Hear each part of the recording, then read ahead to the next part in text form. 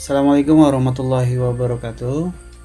Teman-teman sekalian, hari ini melanjutkan dari apa yang sudah kita bahas di pertemuan minggu lalu terkait COVID 2019.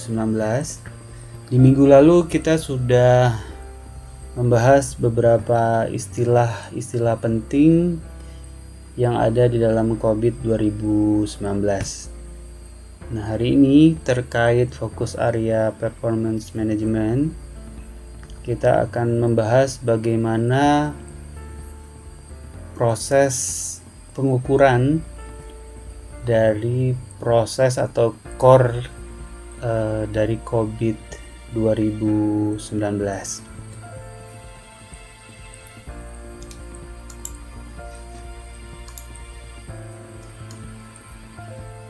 Nah, teman-teman,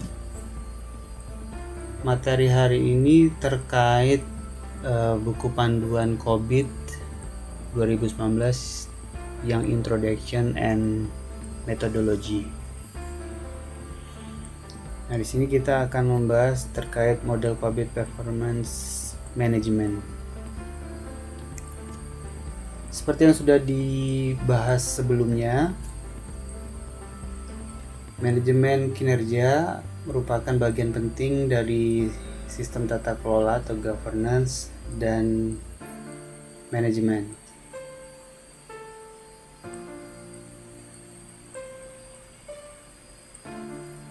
Manajemen kinerja menyatakan seberapa baik suatu sistem tata kelola dan manajemen. Nah, kemarin kita sudah membahas bahwa ada dua domain yang ada di dalam COVID 2019. Yang pertama adalah terkait tata kelolanya atau governance, kemudian domain manajemen. Nah, dua domain inilah nanti yang akan kita ukur performance-nya. Nanti ada istilahnya capability level dan juga maturity level. Setelah ini kita akan membahas apa perbedaan capability level dan maturity level. Nah, COVID terkait performance management ini menggunakan istilahnya COVID performance management atau CPM ya. Nah, ada beberapa prinsip terkait bagaimana kita melakukan perhitungan pada CPM-nya. Yang pertama, nanti harapannya CPM itu harus sederhana, mudah untuk dipahami dan juga mudah untuk digunakan. Kemudian poin keduanya, CPM harus konsisten dan mendukung model konseptual COVID. Berikutnya, CPM juga harus memungkinkan manajemen kinerja semua jenis komponen. Kemarin kita sudah bahas ada 7 komponen ya yang ada dalam COVID 2019, dan kita nanti diharapkan mampu untuk mengukur ketujuh komponen yang ada di dalam COVID 2019 di tiap-tiap proses IT-nya ya. Kemarin yang jumlahnya ada 40 itu. Kemudian yang berikutnya, CPM itu harus mampu memberikan hasil yang handal dan dapat diulang-ulang dan hasilnya juga tetap relevan. Jadi nanti mungkin setelah minggu ini kita akan membuat bagaimana tools atau kuesioner untuk mengukur performa dari proses TI-nya. Kemudian prinsip yang berikutnya, prinsip yang kelima, CPM harus fleksibel. Yang artinya dapat mendukung persyaratan dari berbagai bentuk organisasi yang tiap organisasi punya prioritas dan kebutuhan yang berbeda. Yang kemarin kita bahas terkait fokus areanya ya. Kemudian nanti CPM juga harapannya bisa memberikan penilaian baik secara mandiri maupun formal untuk proses audit proses TI yang ada. Nah, kemarin kita sudah melihat bahwa ada 7 komponen yang ada dalam COVID 2019. Terkait proses perhitungan capability level, ada beberapa acuan untuk mengukur CPM. Kalau di COVID 5 dan standar yang lain seperti ISO 15504 dan ISO 33000, dia tidak ada maturity level. Kalau teman-teman lihat di gambar ya, dia fokus pada perhitungan capability level untuk proses TI-nya aja. Nah, sementara di CMMI versi 2 itu ada pengukuran untuk maturity level dan capability level. Sementara untuk COVID update yang 2019 itu ada proses juga perhitungan sebenarnya untuk capability proses TI, dan juga yang di bagian bawah itu ada komponen yang lain ya, komponen governance dan manajemen. Nah, tapi untuk mengukur maturity levelnya kita harus mengukur ketujuh komponen yang ada dalam COVID 2019.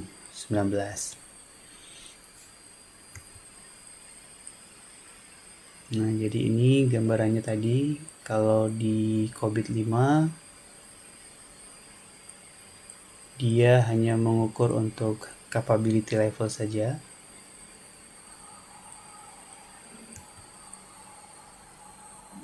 Sementara untuk COVID yang 2019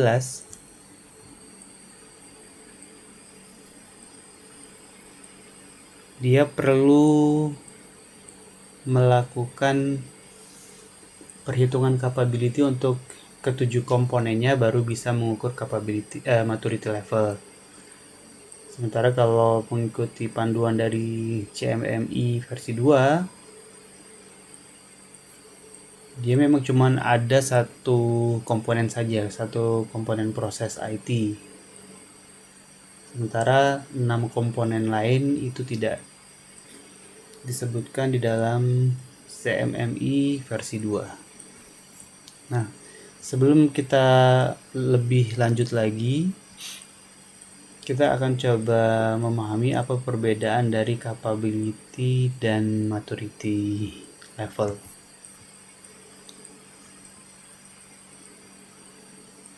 Nah, jadi kalau kita lihat gambar ini, kemampuan seorang ibu itu dia mampu memasak, membersihkan rumah, merawat bayi, berkomunikasi, mengatur keuangan, belanja, dan lain sebagainya. Jadi inilah yang sebenarnya disebut sebagai capability. Jadi berhubungan dengan area spesifik, kemampuan pada area-area spesifik yang kita sebut nanti sebagai komponen. Nah, istilah ini dalam CMMI disebut sebagai proses area. Nah, jadi kalau maturity level, kemampuan seorang ibu tadi dalam menguasai capability ke 7 poin yang ada di slide. Jadi merupakan kumpulan dari beberapa capability ya, atau proses area.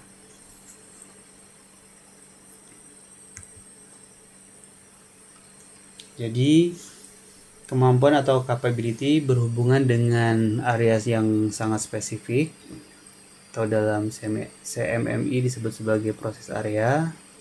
Sementara kalau kematangan atau maturity level itu merujuk pada sekumpulan atau satu set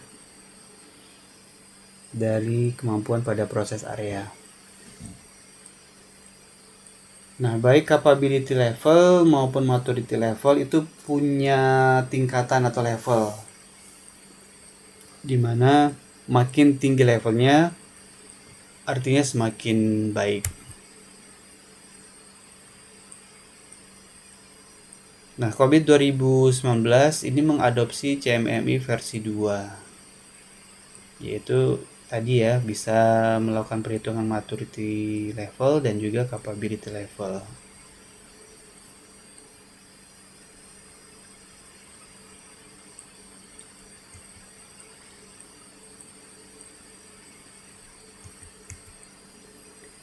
Nah, kita coba lihat untuk kasus yang satu ini ya. Misalnya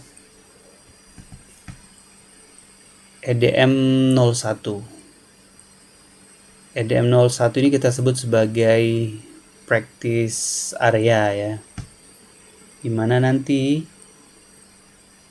setiap practice area itu punya practice group atau yang kita sebut kemarin sebagai sub proses.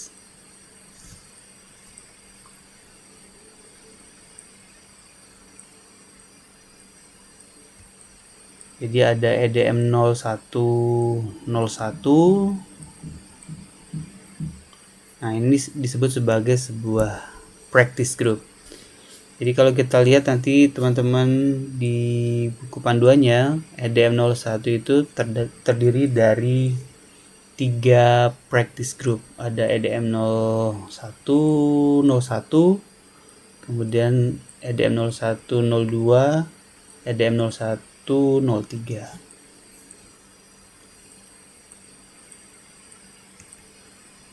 Nah, ini practice group yang lain ya.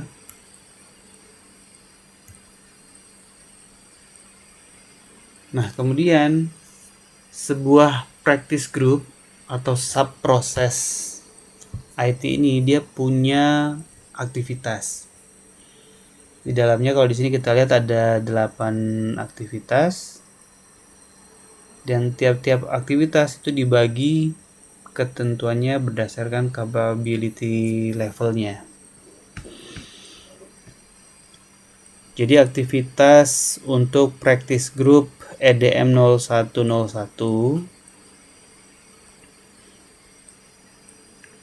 untuk aktivitas 1 sampai 4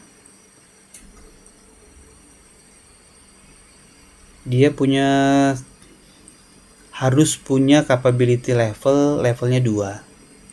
Sementara untuk aktivitas 5 sampai 8 capability levelnya harus memenuhi capability level 3.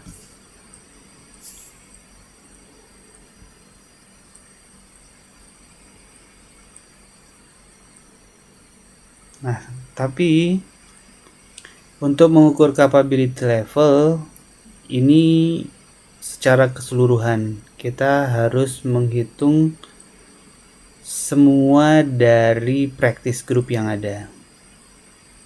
Dikatakanlah di sini untuk menentukan berapa sih capability level dari EDM 01 jika dia capability levelnya level 2. Maka kita harus menghitung satu-satu dari tiap practice group yang ada.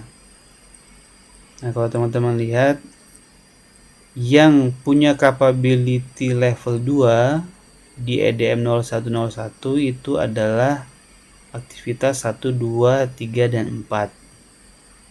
Sementara di EDM 0102 yang punya capability levelnya 2 itu ada aktivitas 1, 2, dan 3. Sementara untuk EDM 0103 dia tidak punya aktivitas yang capability levelnya di level 2.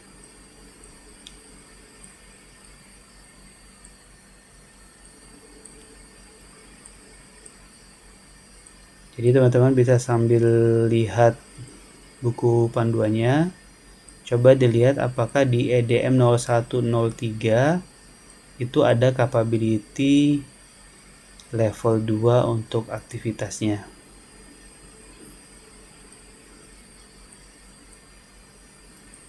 Pastinya tidak ada ya. Oke, semoga teman-teman bisa memahami untuk bagaimana menentukan capability level dari sebuah practice area ya, atau proses TI kita sebutnya tadi.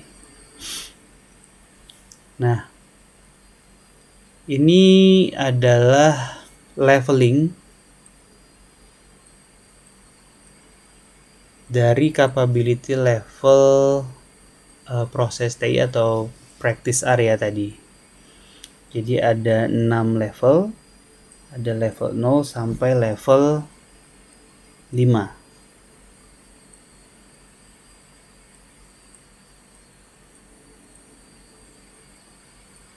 Ini penjelasan dalam versi bahasa Indonesianya ya. Jadi yang pertama tadi yang di level 0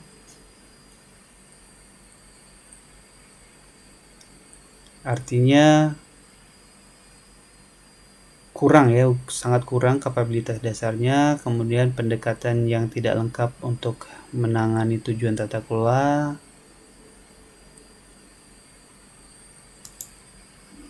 dan juga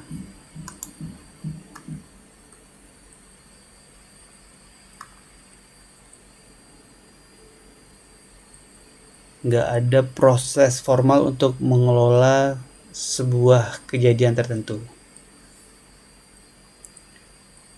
Kemudian masuk ke capability level 2. Jadi kalau capability level 1,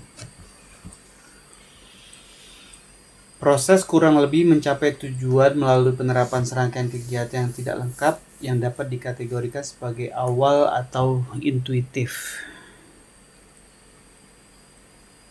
Jadi kalau ada masalah, insiden tertentu, dia bisa selesai tapi nggak ada prosedur standar untuk menyelesaikan permasalahan yang ada. Kemudian level 2 itu prosesnya dilakukan secara terorganisir tapi belum terdefinisi secara formal. Misalnya ada beberapa dokumentasi tentang pengelolaan insiden, tetapi belum ada standarisasi di keseluruhan organisasi. Kemudian yang di level 3 itu prosesnya sudah terdokumentasi dengan baik, kemudian sudah diatur juga secara formal. Misalnya prosedur formal pengelolaan insiden yang sudah digunakan tadi di seluruh cabang misalnya atau di seluruh divisi. Kemudian level 4 itu prosesnya sudah dimonitor dan diukur untuk memastikan prosesnya efektif. Misalnya sudah ada informasi terkait KPI atau Key Performance indikator kinerja utamanya ya. Untuk misalnya tadi pengelolaan insiden. Jadi dia akan dimonitor secara rutin, kemudian akan dilakukan perbaikan secara terus-menerus. Kemudian level 5 ini proses dioptimalkan untuk peningkatan berkelanjutan melalui inovasi dan perbaikan yang proaktif. Misalnya sudah ada proses analitik prediktif yang digunakan untuk mengidentifikasi dan mencegah potensi insiden yang akan terjadi di masa mendatang. Nah, jadi ini adalah level dari capability level yang ada di COBIT.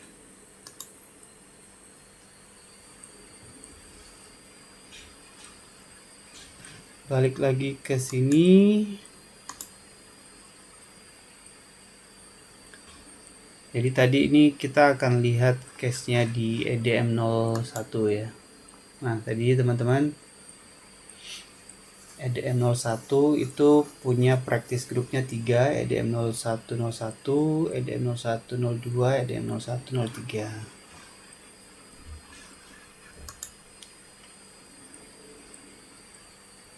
Nah, ini tadi ya pembacaan untuk komponen proses. Jadi ceritanya kita akan mengukur capability level dari komponen proses. Sementara untuk 6 komponen yang lain sebenarnya tidak ada informasi detail tentang bagaimana mengukur capability levelnya. Jadi di COVID 2019 walaupun punya kemampuan untuk mengukur maturity level, tapi kita perlu ada acuan tertentu untuk menentukan level capability level untuk 6 komponen lainnya. Sementara ini yang ada cuman perhitungan capability level untuk komponen proses. Nah, misalnya ini ya. Ini nanti kita akan belajar bikin kuesionernya. Jadi misalnya ini adalah kuesioner untuk level 2. Tadi kita sudah lihat yang capability level 2 di EDM0101 ada 4 pertanyaan. Kemudian di EDM0102 itu ada 3 pertanyaan. Sementara di EDM0103 itu tidak ada capability yang level 2. Nah, jadi sebenarnya tinggal kita mengubah aktivitas ini ya dari 1 sampai 4 ini, kemudian diubah aja ke dalam bahasa Indonesia, kemudian disesuaikan dengan narasi yang baik dan mudah untuk dipahami oleh nanti responden. Coba kita lihat aktivitas nomor 1, analyze and identify the internal and external environmental factor kan. Nah, di sini pertanyaannya kira-kira seperti ini. Kegiatan analisis dan identifikasi faktor lingkungan internal dan eksternal dan juga tren dalam lingkungan bisnis dilakukan. Nah, nanti ada 2 pendekatan untuk pengisian kuesionernya. Jadi yang pertama nanti lolos atau tidak lolos. Kemudian yang berikutnya adalah isiannya bisa NPLF. Jadi nanti ada 4 kolom ya.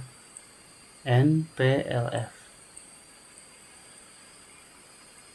Kemudian kalau kita lihat lagi ke activity sebelumnya, determine the significance of INT and its role with respect to the business. Terjemahan bahasa Indonesianya menjadi signifikansi dan peran teknologi informasi dilakukan sehubungan dengan bisnis perusahaan. Jadi sebenarnya ini pernyataan dari kuesionernya terkait apakah sudah dilakukan atau tidak aktivitas-aktivitas terkait. Nah, Penjelasan untuk NPLF-nya kira-kira seperti ini. Jadi kalau tadi yang metode yang pertama, yang A, itu menggunakan cuman lolos atau tidak lolos ya. Sementara nanti kita umumnya akan membuat kuesioner dengan rating yang tadi NPLF. Not, partially, largely, dan fully. Nah, jadi nanti terkait tadi pertanyaan-pertanyaan tadi, kalau nanti not atau tidak, itu kira-kira kalau presentasinya adalah kurang dari 15%. Kemudian kalau tadi aktivitasnya partially, nah, tingkat kemampuannya itu dicapainya atau dilakukannya perkiraan 15 dari 15% sampai 50%. Kemudian dia akan kita jawab largely kalau persentasenya antara 50 sampai 85%. Sementara kalau fully berarti persentasenya lebih dari 85%. Jadi nanti kita akan bikin 4 kolom ya sebagai jawaban dari respondennya. Nah, proses untuk menentukan proses TI mana yang nanti perlu teman-teman bikin kuesionernya itu mengacu dari yang sudah teman-teman mappingkan kemarin dari misi ke balance scorecard, kemudian ke enterprise goal dan alignment goal kemarin.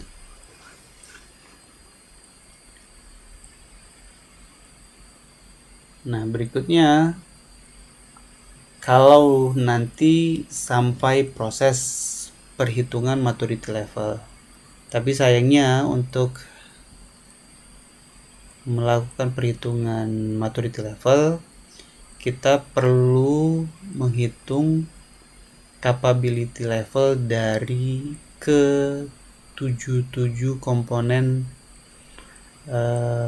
COVID 2019. Tapi sayangnya di COVID 2019 panduan untuk menghitung capability level hanya ada untuk komponen proses. Jadi cuma ada satu komponen aja yang ada guideline-nya. Sementara untuk 6 yang lainnya tidak ada panduan resminya dari COVID 2019. Sebenarnya ini jadi peluang juga buat teman-teman yang tertarik pada bidang tata kelola teknologi informasi untuk mencari acuan standar perhitungan capability level untuk komponen-komponen lainnya. Oke. Ini adalah leveling untuk maturity levelnya ya, hampir sama dengan capability level.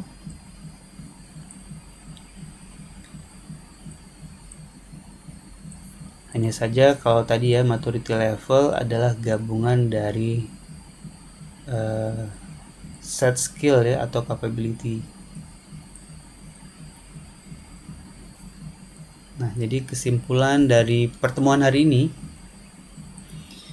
yang pertama, COVID Process Management atau CPM ini merupakan metode untuk menilai seberapa baik sebuah proses TI atau practice area tadi diimplementasikan dan dilaksanakan dalam sebuah organisasi.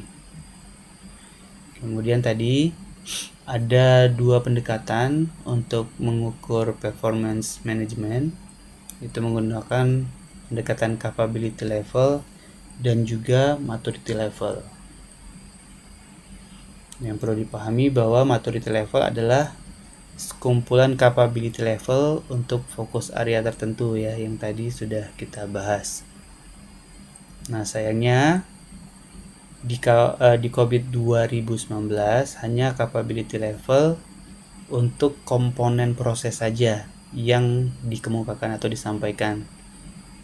sehingga untuk perhitungan maturity level belum dapat kita lakukan, kecuali nanti teman-teman sudah menemukan panduan atau justru malah membuat panduan bagaimana mengukur capability level 6 komponen yang lainnya. Nah, barangkali untuk pertemuan kali ini teman-teman berusaha untuk memahami konsep ini dulu. Baru nanti di minggu depan kita akan membahas bagaimana mekanisme pembuatan kuesioner untuk capability level proses TI-nya ya. Sambil nanti kita akan mapping dulu kira-kira proses TI apa yang perlu teman-teman lakukan audit dan nantinya berujung pada proses TI mana yang perlu dibuat kuesionernya. Baik, hari ini sampai di sini dulu teman-teman. Kalau dalam pembahasan kali ini masih ada poin-poin yang belum dipahami, teman-teman boleh menanyakan di grup Telegram kita ya. Baik, terima kasih untuk waktunya. Kita akan jumpa lagi insya Allah pada pertemuan berikutnya. Kita akhiri dulu. Assalamualaikum warahmatullahi wabarakatuh.